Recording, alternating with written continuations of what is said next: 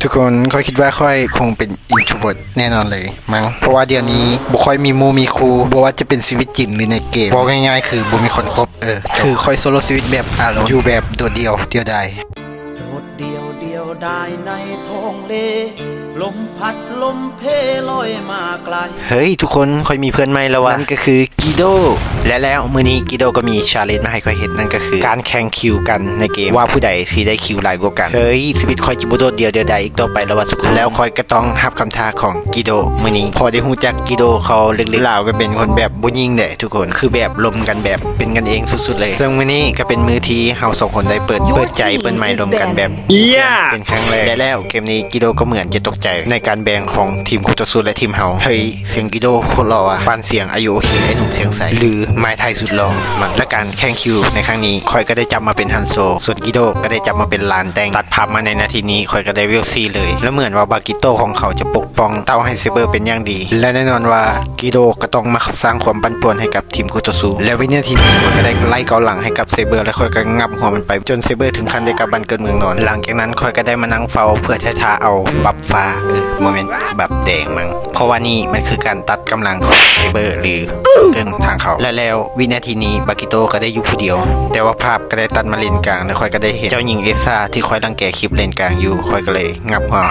บูมแล้วเจ้าหญิงเอซ่าก็ได้กดหำแขนและคอยก็ไม่ได้นั่งนิ่งเดียวดายแล้วคอยก็ได้กดรอเท้าแล้วก็งับหัวไปแล้วจนส่งเจ้าหญิงเอซ่ากลับบ้านเกิดเมืองนอนไปแบบบ่ต้องว่าหลังจากนั้นวินาทีต่อมาเซเบอร์กับบากิโตก็ได้ใช้คอมโบกันเพื่อมาอัดทั่วดำของกิโดจนส่งกิโดกลับบ้านเกิดเมืองนอนแบบต้องว่าเฮ้ยรังแกเพื่อนคอยว่าจังหวะนี้คอยจะยอมบ่ได้ก็เลยทอดจิตเข้าไปเพื่อสไลด์ใส่หัวบากิโตแล้วค่อยงับหัวมันเข้าไปจนเห็นให้ค่อยล้างแค้นให้กับกิโดเป็นที่สำเร็จเสร็จสิ้นใครที่จะมารังแกเพื่อนฉันข้ามศพฉันไปก่อนคุณย่าเคยพูดเอาไว้ว่า1+1 เท่ากับ3มั้งคุณย่าคุณตกวิชาคณิตศาสตร์หรือเปล่าวะ1+1จะเป็น3ได้ไง1+1ต้องเป็น5สิคราวหน้าคราวหลังไม่ต้องสอนผมแล้วนะผมจะสอนคุณย่าเองนี่แหละเขาบอกว่าแก่แล้วเลยเธอพูดไปเรื่อยและเป็นนาทีนี้เลนทองก็ได้มีประเด็นกันเกิดขึ้นค่อยก็เลยสไลด์เข้าไปแล้วก็ซาบหัวของเซเบอร์แต่ทว่าด้วยพลังงานของเสาไฟฟ้าแห่งสูงของทีมคู่ต่อสู้ยิงแรงเกินไปเลยเห็นให้คอยบ่สามารถเก็บคิวของเซเบอร์ไปได้และยังวันนี้คอยก็ต้องขอมาเก็บบัฟเก็บเลเวล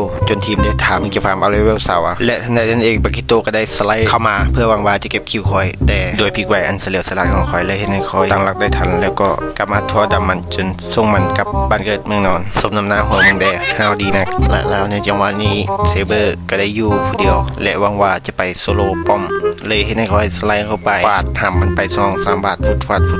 ดแล้วก็เป็นคิวของซาเวีย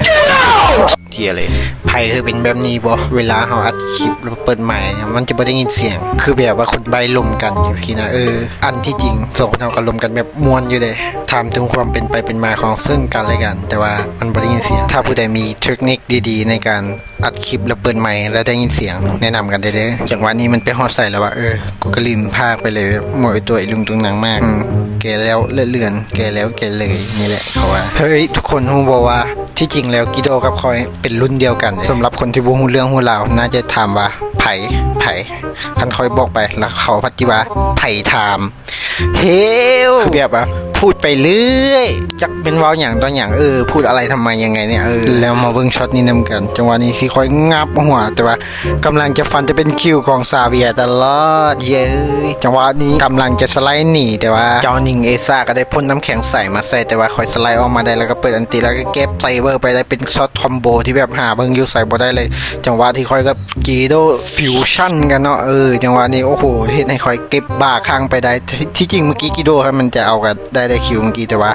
เราน่าจะปล่อยให้คอยได้มินิแอคน่าจะประมาณนั้นมั้งสุมเจ้าฮู้บ่ว่าเกมโมบายเลเจนด์แบ่งตัวนี้เนี่ยมันมีปรับอัตราการชนะเหมือนคำว่ายุดใหม่ยังไงก็แตกประมาณนั้นนะบางมือแพ้น่ะก็แพ้แบบอีลุงตุงนังแบบเละตุ้มเป๊ะแบบโอ้โหเบิดสภาพเลยบางมือจะชนะก็ชนะแบบโอ้โห MVP เลียนติดเลย5-6 ตากับ MVP ถ้าสมมุติว่ามือนี้เจ้าลินแพ้6-5-7 ตาซ้อนหรอกมืออื่นกับแพ้อีก6-7 ตามือแพ้6-7 ตาถ้ามือต่อไปเจ้าลบดาวเรื่อยๆค่อยขอแนะนำให้เจ้าลบเกมทีมแล้วปะไว้ประมาณ 2-3 มือแล้วค่อยโหลดมาลินใหม่เบิ่งได้เลยว่าเจ้าลิน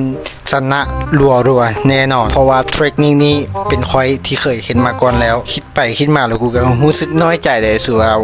เพื่อนในเกมในทั้งที่แอดมาลิ้นน้ำกันเคยลิ้นน้ำกันตลอดบัตเฮาเซิร์นไปลิ้นมาเขาปฏิเสธบางเทื่อก็เอามีมาไว้ประดับซื่อๆละประมาณ 6-7 ปีบ่เคยได้ลิ้นน้ำกันจ้าเธอแต่ก็มีอยู่ซันเพื่อนนะเป็นแบบนี้ทุกคนว่าควรลบบ่แม่นลบเกมเด้อลบเพื่อนนั่นน่ะบ่เข้าใจตัวเองจักเก็บไว้ให้หยังบ่ทั้งที่เก็บมาเขาก็บ่ลิ้นนำฝีมือเขาก็คือว่าแบบบางมือถึกอัตราการชนะมันน้อยจังซี่นะลิ้นเป็นทีมก็แพ้เพราะว่ามันถึกปรับมาแล้วก็ให้เข้าใจกันแบบนี้เด้อเอ้าเท่านี้ได้เท่านี้แท้ๆละพาเกมต่อแล้วมันสั้นแล้วนะเขาว่าพูดไปเรื่อยพูดแบบบ่มีสารคดีอหย่างทั้งนั้นแรกๆนี้ใช่หลังๆนี้ไม่ละคลิปนี้นะกูว่าไร้สาระสิ้นดีแต่ก็จะมีสาระหน่อยนึงเพราะว่ากิจกรรมเพชรเหลืองใกล้จะเข้ามาแล้วถ้าผู้ใดที่ยังบ่ทันมีเงินเติมเกมขอแนะนำว่าให้กดไลค์กดแชร์กดรีโพสต์กดคอมเมนต์อยู่ใต้คลิปนี้หรือว่าได้แชร์แล้วแชร์ให้เพื่อนส่งคลิปนี้ไปหาเพื่อนเดี๋ยวค่อยมีงบประมาณเล็กๆน้อยๆที่จะเติมแจก FC เด้อแค่พิมพ์มาวาลีแล้วก็แคปมาให้เบิ่ง